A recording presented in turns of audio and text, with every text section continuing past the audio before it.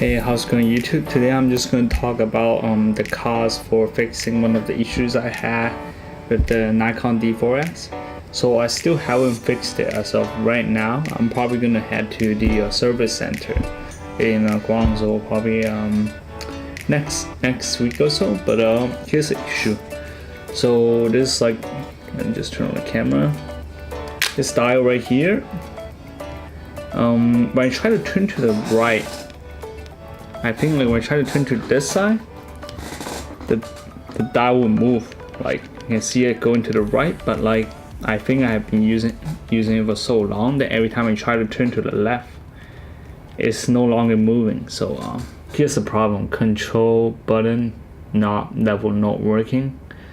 So you can see that's the issue, and then let's check like that show price, the breakdown, the price of the fixing. It's got the accessory stuff and like that, and okay, see, here's the actual repair cost. So repair charges is $4.99, and so repair NPS discount, there's $100 off, and then there's no shipping since I bought my camera there to the service center in Canada. So there's HST too, so $52. So the total will be $452. So it's quite a lot for fixing just like one button right here. Turn to the right, works fine. Let's go move back. Right, turn to the left. Nope, not working. And turn to the right, works fine. So definitely something wrong with the button right here. But for that price, I mean, it still works. It just doesn't, it's not that sensitive anymore since I used it for so long. But for that price, I don't know if I was gonna fix it in Canada. I would say like in Canada, like the minimum price of fixing something, not just the sensor cleaning, of fixing something for a Nikon camera would be about like 100 or 200. That's the minimum. And once you get into like these kinds of problems and just where you have to take apart of the camera, I think it would start costing about like 400 to 500, which is the price range that we have right now. So I've been to Nikon Canada a couple times in the past, and they're okay. I mean, like the service are pretty quick for the NPS, and generally under 3 days. And yeah, the lenses that I had fixed was the 14-24, which cost me about 700 Canadian dollars, and that was with a broken lens shade. So I just got it fixed because I dropped on the ground. I think the lens shade shattered. But for these kind of problems for 500, that's a little bit steep in terms of just fixing that part. And then yeah, I guess we'll take a look at how much fixing this part in China costs. The exact same part of a Nikon D4S. Let's see how much that costs in China. We're actually at where the Nikon service is right now. From the previous video, I did a little bit of the pricing for the NPS service for fixing the camera, which is about, compared to Chinese. Let's just walk, right? Okay. It's about like 500 Canadian dollars. For what? For just fixing like one knot. One knot only? Just one knot. So which I expect is gonna be like, I don't know, at least like 10 times cheaper, or probably 5 times cheaper, like here in China. China, right? It's here, like here right now, it's like raining all day. Rainy day. Things be raining like for the whole weeks already. Yeah. Right, for the whole week. So yeah, the angle is still too low. So we just got this new camera, which is the X3000 with the Rode mic. Actually, I don't know how the mic is gonna work out, but the camera is just really nice. Great. Yeah. With proper lighting, but this is like a little bit darker. So normally, like, oh shit, it's raining like. Oh shit. Okay, let's just get in for now. Oh, do you have to do security check right here? I don't know. I'm not sure. But usually they don't. So I guess it. you have to do like security check right here. Oh no, man, that's not security check. It's just like there's like things around for rain cover. for some reason, right?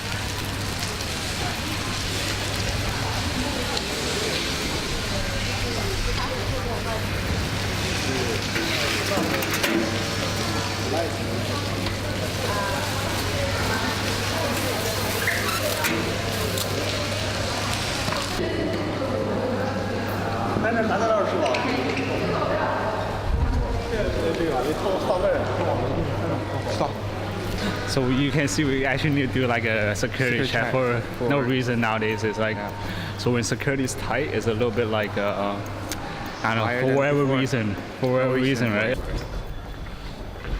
Okay, so they have something going on, like a talk or, no, I think they just have a talk or something going on right now, but let's see if they still accept like cameras for repairs and service.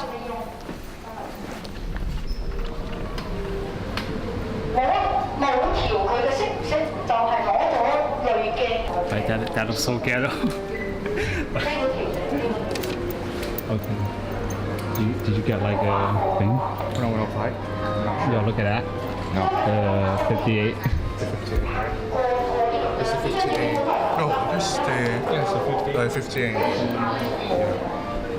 think I saw a couple of videos recently that is it's a little bit on the heavy side, but I heard it's pretty nice in terms of the image quality. But then also what's that thing called? Quality? Image quality? Yeah, image quality, but it's manual focus though. I heard the focus ring is about like 350 degrees rotation, so you rotate it like you can rotate it like in almost like a full circle. Full zero. Right. Have you tried this out yet? Have you tried these out? This one. This would be. Yeah, use that 7. Hold it.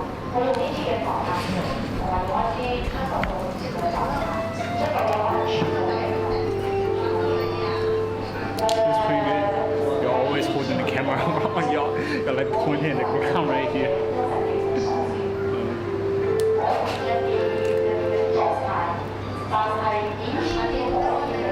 So I got allergy on my face, so it's reason it's really bad thing for me when I.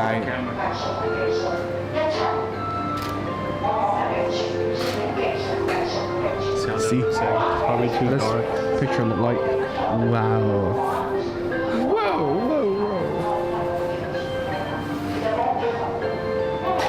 Pretty good. It's not that heavy. It's really lightweight camera for a 3. Is that 7? Did the camera fix them? 留低個係落緊望係。哦，時間可能需要點快都可能需要1週左右。啫嘛，咁你就唔會裝。可以嘅喎，係肯定係顏色我得㗎。Okay, so for the EZ series, I think like it begins at like 150 and goes up to 750 for more of the major repairs. So that's like what 100 something. Alright, and then let's go to the speed light. Speed light. No, those are not speed light. Yeah, those are speed light. The older speed lights. Yeah. Alright, that's I'm not reasonable. Sure for those things. This maybe Yeah, that's reasonable. So we go from like maintenance and just light repair, normal repair, and to heavy repair. And then we got these what's that thing called? Oh, the one Nikon. I don't know if they still make those. The Right. J series. Yeah, I'm not sure if they still make those. So here we have the more recent cameras or the D5. right. So D4, D4 over here? and D5. They're the same price. The They're the same same price, price. yes, yeah. So they don't. I'm not sure they fixed D2 anymore, but D50 same price. So the maintenance starts at 150 and 130. That's equivalent to about like $20 or $40 for the light repair. So let's say if we have what's that thing called, like the rubber coming off and things like that, then it might just be like a 150. And then for the light maintenance, so maybe something like actually no 150. Yeah, so they're the same price, 130, 130, and 150, 150. That's for where the rubbers comes off and things like that. And for the medium repair, which is 400 and 490, this is where the something like that, like a button came loose or things like that. They have to like change a little bit of those components. And for the major repairs, I'm guessing it's not for like the sensor changes for some of the, what's that thing called? Like some of the bigger parts, so not sensor change. I'm guessing sensor change wouldn't be that price, but for some of the more major maintenance or repairs, it's gonna be that price. And yep, those, no one cares about that. No one cares about this. What else? Yeah, I think they're about the same for these. But let's go to lenses. They got the frame camera for it. Oh, they still have the frame. Oh yeah, right here. So they still fix the film cameras, right? What else? Oh, those battery components. All right, that's reasonable. Yeah, that's reasonable. 910, reasonable. It's the new ones about 2,500. So it's 2,500. Oh, no, this SP. Oh yeah. Okay, let's just skip these. And let's go to the lenses, right? DX lenses, right? No, okay. It goes from DX to the full frame. So for the AFS. So for the bigger, yeah, for actually for all of the lenses, surprisingly, like for the full frame and the APS-C, it's the same price. So 120, 350, 600. 150, 490. It's surprisingly cheap. If you think about it, like some of these lenses are like it's really expensive. It's like 6,000 USD, where you can get a repair for like $200. So sorry for the audio, and you can never really escape the noise in China. So as I mentioned it before, the price are actually just for the services only. That doesn't include the parts that needs to be replaced. The parts are generally pretty cheap unless you need to replace the sensor or one of the elements in the glass or things like that, and then the price will really add up. Especially if you think about the sensor itself, will probably cost about 1 to 2K USD or Canadian dollars in Canada. Whereas the elements, I'm not sure. Like if the labor costs are that cheap, I guess the parts are probably like about the same, right? Yeah. What else do we have here? Like the 500. This is F4, right? This is so light. No, it's 5.6. But it's 500.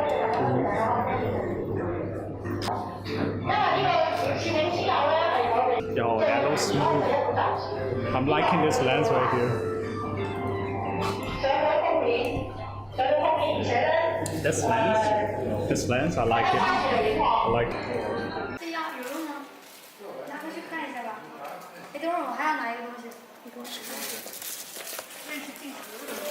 Okay, the seminar is actually just over. Is it over? I think it's over. Over but, already. Over already. Yo, that's one of the most ghetto and cringy seminars I heard.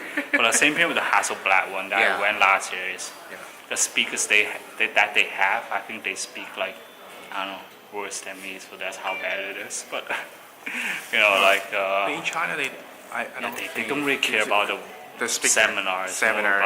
More about the equipment. I mean, it's more about the branding. Like the person is well known. Like doesn't matter like what information they give, right? Like good or bad information, and it's like people will listen or they will sell tickets pretty much. So yeah.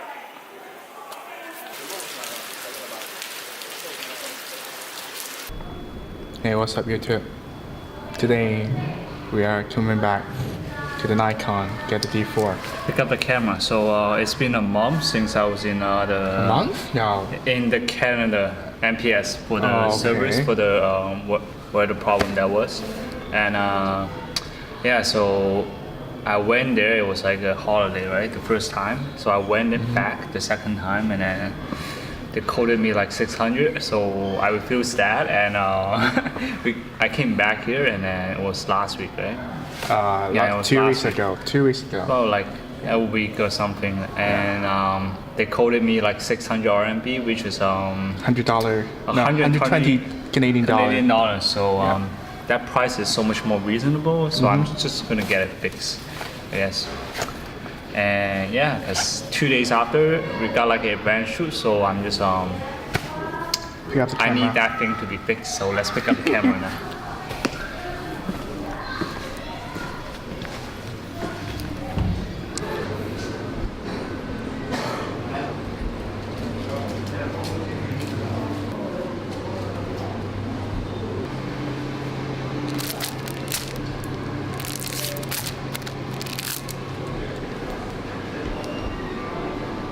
Last time we were here with this book, the Canon book, and I don't think we got any sound recorded, but this time, yeah, just showing you guys again, there's like a Canon book in a Nikon Service Center, so interesting.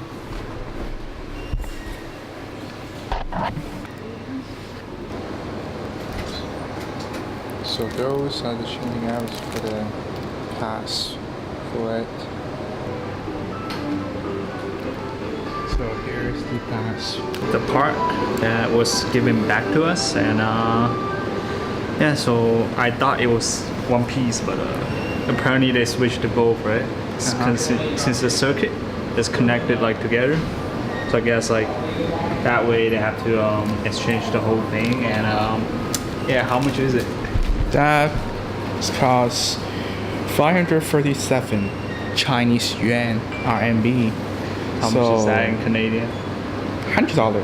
Canadian dollar. You can see that with the discount, it's yeah. supposed to be about 500 plus 181, so 680. 671 RMB is supposed to be roughly about 120 Canadian US dollars. US dollars. 110 or 20 US dollars. No, and that's 150 times Canadian yeah. dollars. Probably a little bit less than that, all with tax and stuff. But there's no tax here, but yeah. So right here is the pricing. So that's a lot cheaper. Let's see, like it's actually fixed, right? I don't think you can see the viewfinder, but like it used to be like these two knobs, you know, like a little bit less functional than it used to be, less smooth. But right now, I just do one click, it moves. I just have to touch it lightly. Because I think I used to shoot hockey a lot.